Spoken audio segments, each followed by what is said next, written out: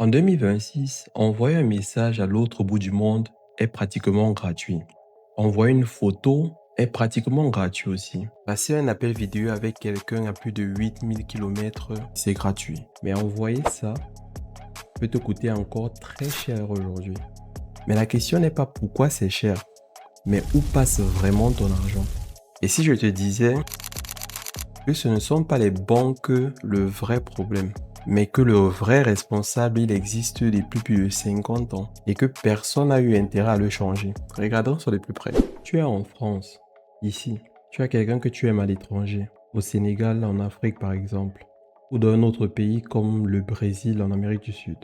Peu importe, elle a besoin d'argent ce mois-ci. Tu ouvres ton application mobile, tu tapes 300 euros, elle reçoit à peu près 1707 reals brésiliens, à peu près 290 euros. Notez bien ces deux éléments ici, le taux de change moyen et les frais. Vous allez comprendre beaucoup de choses par la suite. Tu peux être tenté de croire que tes 10 euros se sont évaporés. Pourtant, quelqu'un les a bel et bien pris. Et chaque année, c'est 800 milliards de dollars qui traversent les frontières comme ça. Ce sont des travailleurs qui envoient ce qu'ils ont mis de côté à leur famille, des étudiants qui travaillent pour payer leurs études, des parents qui soutiennent leurs enfants. Et à chaque transfert, il y a quelqu'un qui prend sa part. La question c'est combien, qui et surtout, est-ce vraiment justifié? Avant de comprendre qui prend ton argent, il faut déjà comprendre comment il voyage. En Europe, si tu fais un virement de Paris à Berlin, ou de Lyon à Madrid, ou encore de Bruxelles à Rome, c'est très souvent gratuit et instantané. Ce système s'appelle le SEPA. Pour faire très simple, imagine une autoroute commune à tous les pays européens. Une voiture prend cette autoroute, elle représente un virement.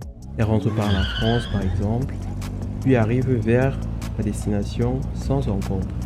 Elle peut ainsi circuler dans tous les pays de la zone euro grâce à des règles communes et à tous. Pas de péage, pas d'intermédiaire. Maintenant, tu vas envoyer cet argent hors d'Europe. Ton transfert va devoir quitter donc cette autoroute et bifurquer vers une autre destination, disons le Brésil. Et là, tu tombes sur un réseau inventé en 1973, une époque où on regardait encore la télé en noir sur blanc. Ce réseau s'appelle SWIFT. Alors, le réseau SWIFT, pour faire un parallèle avec notre exemple, c'est cette série de petites routes. Chacune appartient à une banque différente. Tu passes de l'une à l'autre et à chaque passage, il y a un péage, connu sous le nom de banque correspondante. Ils sont pratiquement invisibles. On va se dire la vérité, tu ne les vois jamais. Tu ne sais pas combien ils prennent. Et légalement, personne n'est obligé de te le dire. Alors, SWIFT te prend combien? Presque rien. Quelques centimes. Et les péages sur la route, ça c'est une toute autre histoire. Mais c'est pas ça le vrai problème. Il y a encore une deuxième couche, encore plus discrète.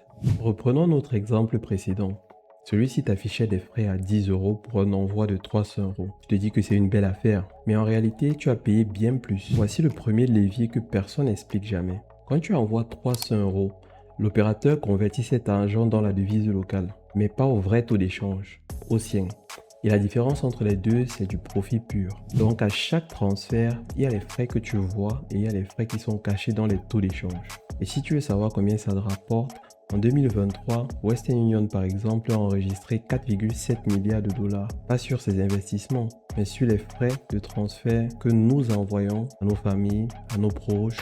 Je ne dis pas que c'est illégal ou bien que c'est pas justifié. Mais contrairement à ce que beaucoup imaginent, quand vous faites un virement, SWIFT ne transfère pas votre argent d'un point A à un point B. Il envoie tout simplement un message que les banques doivent vérifier et c'est elles qui font le dépôt dans votre compte. C'est là qu'on arrive au cœur du sujet. Il existe une région du monde où ce phénomène est encore plus visible, plus lourd de conséquences, l'Afrique subsaharienne. Chaque année, la diaspora africaine envoie près de 100 milliards de dollars vers le continent. Pour des milliers de familles, ça représente un salaire. Ce sont des soins médicaux. Et pourtant, envoyer de l'argent en Afrique subsaharienne est le corridor le plus cher au monde. La moyenne étant à 6,4%. Pour l'Afrique subsaharienne, elle avoisine les 8%, 10%, voire plus. Vous me direz sûrement pourquoi. Eh bien, pour beaucoup de corridors africains, généralement, il n'y a qu'un seul opérateur. Et qui dit qu'un seul opérateur, dit pas de concurrence. Donc, pas de raison de baisser les prix.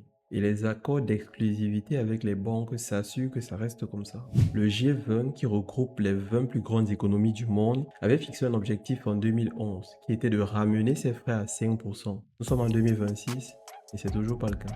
Mais il se passe quelque chose depuis quelques années. Les startups, les fintechs comme Wise, TapTapSend, Zenwave et bien d'autres ont décidé de casser ce système.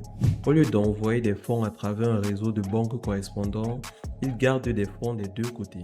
Tu envoies 300 € depuis la France, ton compte est débité, ils payent ta famille depuis leurs propres fonds, par exemple au Sénégal, l'argent n'a pas bougé, l'information aussi. Résultat, ils arrivent à ramener ces frais à moins de 1%. Et cet exemple de Kofi va beaucoup te parler.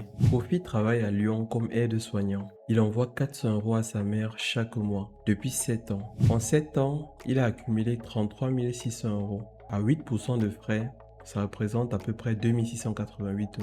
Ces 2 688 € n'ont jamais retrouvé sa mère. Pourtant, cet argent, Kofi les a gagnés en travaillant la nuit. Des gardes de 12 heures, des week-ends sans sortir. Et malheureusement, cet argent ne retrouvera jamais sa mère. Et ce n'est pas seulement l'histoire de Kofi, c'est l'histoire de millions de personnes qui, tous les mois, une partie de ce qu'ils ont mis de côté ne rejoignent jamais leur famille. Et si on ramène ça à l'Afrique, les 100 milliards de dollars envoyés par an à 8% de frais, ça représente 8 milliards de dollars qui n'ont jamais rejoint les familles. Pas volés, pas perdus, mais pris illégalement tous les ans. Ce qui m'amène à te poser une question. En 1995, envoyer de l'argent à l'étranger représentait une fortune. 5, 10, 15 € la minute. Aujourd'hui, c'est pratiquement gratuit. Dans les années 2000, envoyer une photo par courrier pouvait prendre jusqu'à une semaine. Aujourd'hui, en une seconde, c'est fait et c'est pratiquement gratuit. Alors, pourquoi envoyer de l'argent coûte encore autant? Les fintechs ont commencé à y répondre, mais soyons honnêtes, ce ne sera pas accessible partout, pas dans tous les pays. La vraie question, ce n'est donc plus où passe ton argent, mais qui sera le premier à faire sauter ces 10% de frais. Dans 10 ans peut-être, on regardera les frais de transfert actuels comme on regardait les cabines de téléphonique avant, comme une technologie dépassée, que personne ne regrettera. Et la mère de Kofi recevra peut-être ses 400 €. Si cette vidéo t'a appris quelque chose, je t'invite à la partager au maximum, car la plupart des personnes qui envoient de l'argent ne savent pas généralement combien elles perdent et comment passer autre. Mais toi, aujourd'hui, tu le sais. Like, abonne-toi et active la cloche de notification. Et je te dis à la semaine prochaine pour une nouvelle vidéo.